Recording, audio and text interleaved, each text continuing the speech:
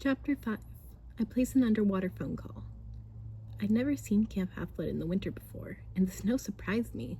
See, the camp has the ultimate magic climate control. Nothing gets inside the border unless the director, Mr. D, wants it to. I thought it would be warm and sunny, but instead, the snow had been allowed to fall lightly. Frost covered the cherry track in the strawberry fields. The cabins were decorated with tiny, flickering lights, like Christmas lights, except they seemed to be balls of real fire. More lights glowed in the woods, and weirdest of all, a fire flickered in the attic window of the big house, where the oracle dwelt, imprisoned in an old mummified body.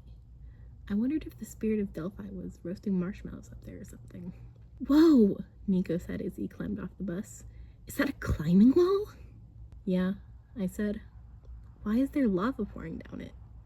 "A little extra challenge.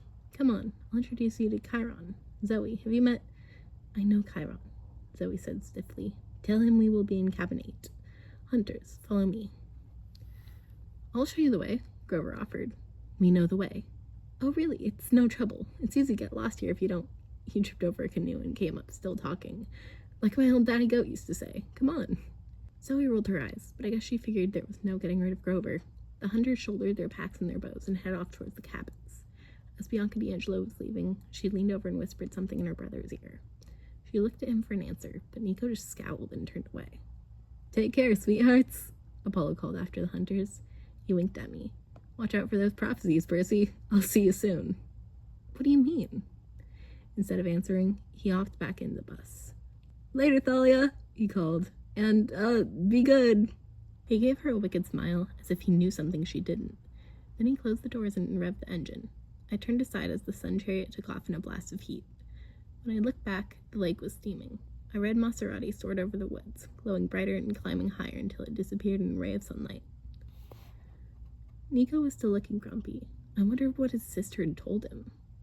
"Who's Chiron?" he asked. "I don't have his figurine." "Our activities director," I said. Well, you'll see." "Those hunter girls don't like him," Nico grumbled. "That's good enough for me. Let's go." The second thing that surprised me about camp was how empty it was. I mean, I knew most half-bloods only trained during the summer. Just the year-rounders would be here, the ones who didn't have homes to go to or would get attacked by monsters too much if they left. But there didn't even seem to be many of them either. I spotted Charles Beckendorf from the Hephaestus cabin stoking the forge outside the camp armory. The Stoll brothers, Travis and Connor, from Hermes' cabin, were picking the lock on the camp's door. A few kids from the Ares cabin were having a snowball fight with the wood nymphs at the edge of the forest. That was about it. Even my old rival from the Ares cabin, Clarice, didn't seem to be around. The big house was decorated with strings of red and yellow fireballs that warmed the porch but didn't seem to catch anything on fire. Instead, flames crackled in the hearth. The air smelled like hot chocolate. Mr. D, the camp director, and Chiron were playing a quiet game of cards in the parlor. Chiron's brown beard was shaggier for the winter. His curly hair had grown a little longer. He wasn't posing as a teacher this year, so I guess he could afford to be casual. He wore a fuzzy sweater with a hoofprint design on it, and he had a blanket on his lap that almost hid his wheelchair completely. He smiled when he saw us. "Percy, Thalia. Ah, and this must be—" "Nico D'Angelo," I said. "He and his sister are half-bloods." Chiron breathed a sigh of relief. "You succeeded then." "Well—" His smile melted. "What's wrong? And where is Annabeth?" "Oh dear," Mr. D said in a bored voice. "Not another one lost."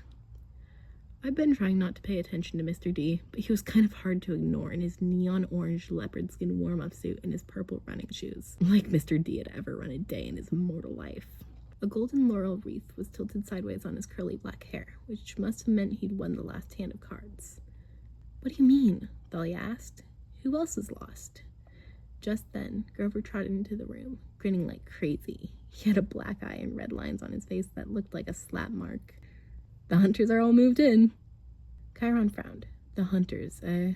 I see we have much to talk about." He glanced at Nico. "Grover, perhaps you should take our young friend to the den and show him our orientation film." "But, oh, right. Yes, sir." "Orientation film? Is it G or PG? Because Bianca's kind of strict." "It's PG-13, Grover said. "Cool!"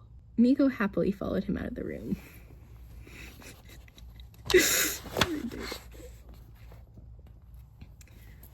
"Now," Chiron said to Thalia and me, Perhaps you two should sit down and tell us the whole story. When we were done, Chiron turned to Mr. D. We should launch a search for Annabeth immediately. I'll go, Thalia and I said at the same time. Mr. D sniffed. Certainly not. Thalia and I both started complaining. Mr. D held up his hand. He had that purplish, angry fire in his eyes that usually meant something bad and godly was going to happen if we didn't shut up. From what you have told me, Mr. D said, we have broken even on this escapade. We have, regrettably lost Annabeth, I snapped. She'd gone to camp since she was 7, and still Mr. D pretended not to know her name. Yes, he said. And you procured a small, annoying boy to replace her, so I see no point risking further half-bloods on this ridiculous rescue. The possibility is very great that this Annie girl is dead. I wanted to strangle Mr. D. It wasn't fair. Zeus had sent him here to dry out as camp director for 100 years. It was meant to be a punishment for Mr. D's bad behavior on Olympus, but it ended up being a punishment for all of us. Annabeth may be alive, Chiron said, but I could tell he was having trouble sounding upbeat. He'd practically raised Annabeth all those years she was a year-round camper before she'd given living with her dad and stepmom a second try. She's very bright. If our enemies have her, she will try to play for time. She may even pretend to cooperate. That's right, Thalia said. Luke would want her alive. In which case, said Mr. D, I'm afraid she will have to be smart enough to escape on her own. I got up from the table. Percy? Chiron's tone was full of warning. In the back of my mind, I knew Mr. D was not somebody to mess with. Even if you were an impulsive ADHD kid like me, he wouldn't give you any slack. But I was so angry I didn't care. You're glad to lose another camper, I said. You'd like it if we all disappeared. Mr. D stifled a yawn. You have a point? Yeah, I growled. Just because you were sent here as a punishment doesn't mean you have to be a lazy jerk. This is your civilization too. Maybe you could try helping out a little? For a second, there was no sound except the crackle of the fire. The light reflected in Mr. D's eyes, giving him a sinister look. He opened his mouth to say something, probably a curse that would blast me to smithereens, when Nico burst into the room, followed by Grover. So cool! Nico yelled, holding his hands out to Chiron. You're a centaur? Chiron managed a nervous smile. Yes, Mr. D'Angelo, if you please. Though I prefer to stay in human form in this wheelchair for, first encounters. And, whoa! He looked at Mr. D. You're the wine dude? No way! Mr. D turned his eyes away from me and gave Nico a look of loathing. The wine dude? Dionysus, right? Oh wow, I've got your figurine! My figurine? In my game, with magic. And a whole foil card, too. And even though you've only got like 500 attack points and everybody thinks you're the lamest god card, I totally think your powers are sweet. Mr. D seemed truly perplexed, which probably saved my life. Well, that's gratifying. Percy, Chiron said quickly, you and Thalia go down to the cabins. Inform the campers we'll be playing Capture the Flag tomorrow evening. Capture the flag? I asked. But we don't have enough. It is a tradition, Chiron said. A friendly match, whenever the hunters visit. Yeah, Thalia muttered. I bet it's real friendly. Chiron jerked his head towards Mr. D, who was still frowning as Nico talked about how many defense points all the gods have in his game. Run along now, Chiron told us. Oh, right, Thalia said. Come on, Percy. She hauled me out of the big house before Dionysus could remember that he wanted to kill me. You already got Ares on your bad side, Thalia reminded me as we trudged toward the cabins. You'd need another immortal enemy? She was right. My first summer as a camper, I got in a fight with Ares, and now he and all his children wanted to kill me. I didn't need to make Dionysus mad, too. Sorry, I said. I couldn't help it. It's just so unfair. She stopped by the armory and looked out across the valley, toward the top of Half-Blood Hill. Her pine tree was still there, the golden fleece glittering in its lowest branch. The tree's magic still protected the borders of camp, but it no longer used Thalia's spirit for power. Percy, everything's unfair, Thalia muttered. Sometimes I wish... She didn't finish, but her tone was so sad I felt sorry for her. With her ragged black hair and her black punk clothes, an old wool overcoat wrapped around her, she looked like some kind of huge raven, completely out of place in the white landscape. We'll get Annabeth back, I promised. I just don't know how yet. First, I found out that Luke is lost, she said. Now, Annabeth, don't think like that. You're right, she straightened up. We'll find a way. Over at the basketball court, a few of the hunters were shooting hoops. One of them was arguing with the guy from the Aries cabin.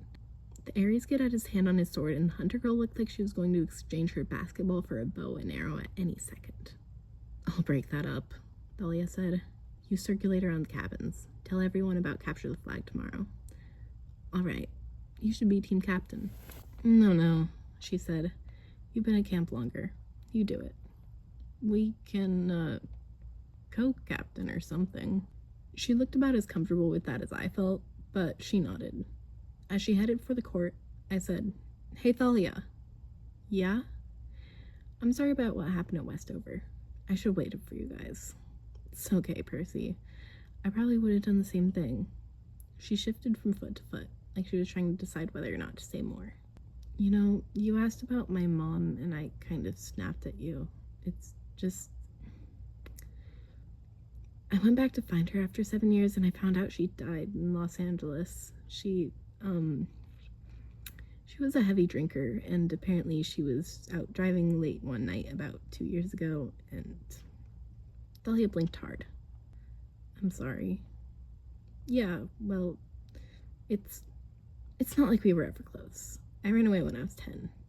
Best 2 years of my life were when I was running around with Luke and Annabeth, but still, that's why you had trouble with the Sun Van. She gave me a wary look. What do you mean? The way you stiffened up. You must have been thinking about your mom, not wanting to get behind the wheel. I was sorry I'd said anything. Dahlia's expression was dangerously close to Zeus's the one time I'd seen him angry. Like any minute, her eyes would shoot 1,000,000 volts. Yeah, she muttered. Yeah, that must have been it. She trudged off towards the court, where the Aries camper and the hunter were trying to kill each other with a sword and a basketball. The cabins were the weirdest collection of buildings you've ever seen. Zeus and Hera's big, white-columned buildings, cabins 1 and 2, stood in the middle, with 5 gods' cabins on the left and 5 goddesses' cabins on the right, so they all made a U around the central green and the barbecue hearth. I made the rounds, telling everybody about Capture the Flag. I woke up some Aries kid from his midday nap, and he yelled at me to go away. When I asked him where Clarice was, he said, Went on a quest for Chiron, top secret. Is she okay? Haven't heard from her in a month. She's missing in action, like your butt's gonna be if you don't get out of here. I decided to let him go back to sleep. Finally, I got to cabin 3, the cabin of Poseidon. It was a low-grade building hewn from sea stone, with shells and coral fossils imprinted in the rock. Inside, it was just as empty as always, except for my bunk. A minotaur horn hung on the wall next to my pillow. I took Annabeth's baseball cap out of my backpack and set it on my nightstand. I'd give it to her when I found her, and I would find her. I took off my wristwatch and activated the shield. It creaked noisily as it spiraled out. Dr. Thorne's spikes had dented the brass in a dozen places. One gash kept the shield from opening all the way, so it looked like a pizza with 2 slices missing. The beautiful metal pictures that my brother had crafted were all banged up. In the picture of me and Annabeth fighting the Hydra, it looked like a meteor had made a crater in my head. I hung the shield on its hook, next to the Minotaur horn, but it was painful to look at now. Maybe Beckendorf from the Hephaestus cabin could fix it for me. He was the best armorsmith in camp. I'd ask him at dinner. I was staring at the shield when I noticed a sound, water gurgling, and I realized there was something new in the room. At the back of the cabin was a big basin of gray sea rock, with a spout like the head of a fish carved in stone. Out of its mouth burst a stream of water, a saltwater spring that trickled into the pool. The water must have been hot, because it sent mist into the cold winter air like a sauna. It made the room feel warm and summery, fresh with the smell of the sea. I stepped up to the pool. There was no note attached or anything, but I knew it could only be a gift from Poseidon. I looked into the water and said, Thanks, Dad. The surface rippled. At the bottom of the pool, coins shimmered, a dozen or so golden drachmas. I realized what the fountain was for. It was a reminder to keep in touch with my family. I opened the nearest window, and the wintry sunlight made a rainbow in the mist. Then I fished a coin out of the hot water. Oh, Iris, goddess of the rainbow, I said, accept my offering. I tossed a coin into the mist, and it disappeared. Then I realized I didn't know who to contact first. My mom? That would have been the good son thing to do, but she wouldn't be worried about me yet. She was used to me disappearing for days or weeks at a time. My father? It had been way too long, almost 2 years since I'd actually talked to him. Could you even send an iris message to a god? I'd never tried. Would it make them mad, like a sales call or something? I hesitated. Then I made up my mind. Show me Tyson, I requested, at the forges of the Cyclops. The mist shimmered, and the image of my half-brother appeared. He was surrounded in fire, which would have been a problem if he weren't a Cyclops. He was bent over an anvil, hammering a red-hot sword blade. Sparks and flames swirled around his body. There was a marble-framed window behind him, and it looked down into dark blue water, the bottom of the ocean. Tyson! I yelled. He didn't hear me at first because of the hammering and the roar of the flames. Tyson! He turned, and his one enormous eye widened. His face broke into a crooked yellow grin. Percy! He dropped the sword blade and ran at me, trying to give me a hug. The vision blurred and I instinctively looked back. Tyson, it's an iris message. I'm not really here. Oh, he came back into view, looking embarrassed. Oh, I knew that. Yes. How are you? I asked. How's the job? His eyes lit up. Love the job. Look! He picked up the hot sword blade with his bare hands. I made this. That's really cool. I wrote my name on it, right there. Awesome. Listen, do you talk to Dad much? Tyson's smile faded. Not much. Daddy's busy. He's worried about the war. What do you mean? Tyson sighed. He stuck the sword blade out of the window, where it made a cloud of boiling bubbles. When Tyson brought it back in, the metal was cool. Old sea spirits making trouble. Aegeos, Oceanus, those guys. I sort of knew what he was talking about. He meant the immortals who ruled the oceans back in the days of the Titans, before the Olympians took over. The fact that they were back now, with the Titan Lord Kronos and his allies gaining strength, was not good. Is there anything I can do? I asked. Tyson shook his head sadly. We are arming the mermaids. They need 1,000 more swords by tomorrow.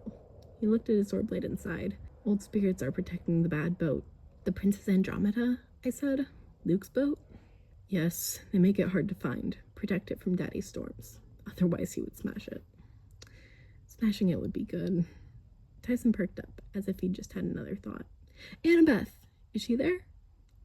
Oh, well, my heart felt like a bowling ball. Tyson thought Annabeth was just about the coolest thing since peanut butter, and he seriously loved peanut butter. I didn't have the heart to tell him she was missing. He'd start crying so bad he'd probably put out his fires. Well, no, she's not here right now. Tell her hello, he beamed. Hello to Annabeth. Okay. I fought back a lump in my throat. I'll do that. And Percy, don't worry about the bad boat. It is going away. What do you mean? Panama Canal, very far away. I frowned. Why would Luke take his demon-infested cruise ship all the way down there? The last time we'd seen him, he'd been cruising along the East Coast, recruiting half-bloods and training his monstrous army. All right, I said, not feeling reassured. That's good, I guess. In the forges, a deep voice bellowed something I couldn't make out. Tyson flinched. Gotta get back to work. Boss will get mad. Good luck, brother. Okay, tell Dad. But before I could finish, the vision shimmered and faded. I was alone again in my cabin, feeling even lonelier than before. I was pretty miserable at dinner that night. I mean, the food was excellent as usual. You can't go wrong with barbecue pizza and never empty soda goblets. The torches and braziers kept the outdoor pavilion warm, but we all had to sit with our cabin mates, which meant that I was alone at the Poseidon table. Thalia sat alone at the Zeus table, but we couldn't sit together. Camp rules. At least the Hephaestus, Ares, and Hermes cabins had a few people each. Nico sat with the Stoll brothers, since new campers always got stuck in the Hermes cabin if their Olympian parent was unknown. The Stoll brothers seemed to be trying to convince Nico that poker was a much better game than Mythomagic.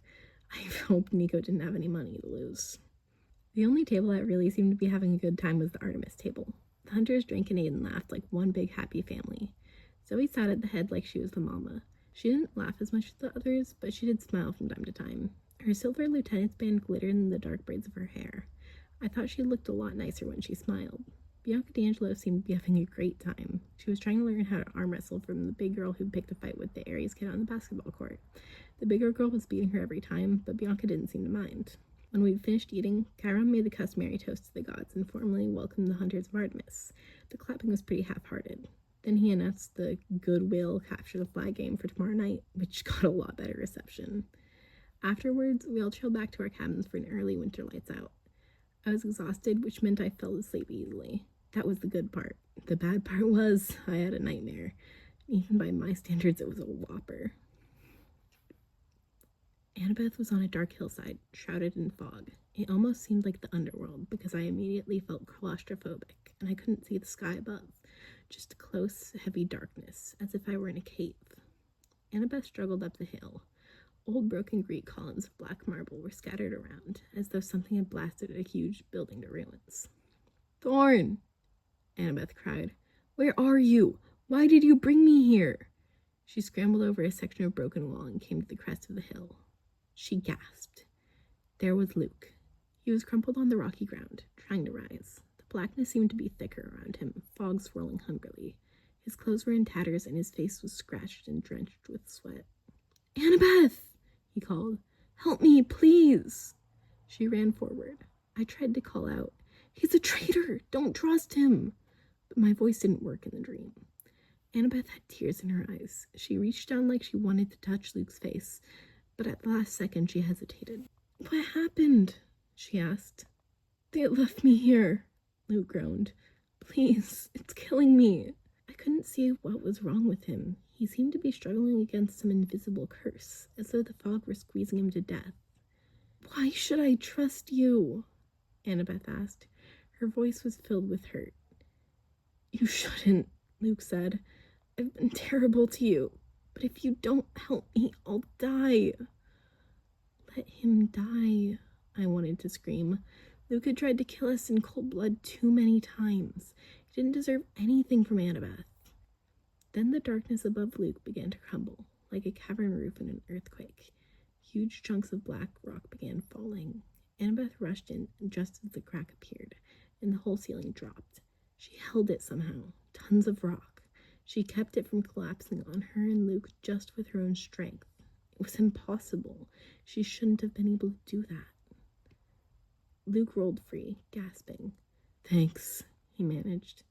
"Help me hold it," Annabeth groaned. Luke caught his breath. His face was covered in grime and sweat. He rose unsteadily. "I knew I could count on you." He began to walk away as the trembling blackness threatened to crush Annabeth. "Help me," she pleaded. "Oh, don't worry," Luke said. "Your help is on the way. It's all part of the plan. In the meantime, try not to die." The ceiling of darkness began to crumble again, pushing Annabeth against the ground. I sat bolt upright in bed, clawing at the sheets. There was no sound in my cabin except the gurgle of the saltwater spring. The clock on my nightstand read just after midnight. Only a dream, but I was sure of two things. Annabeth was in terrible danger, and Luke was responsible.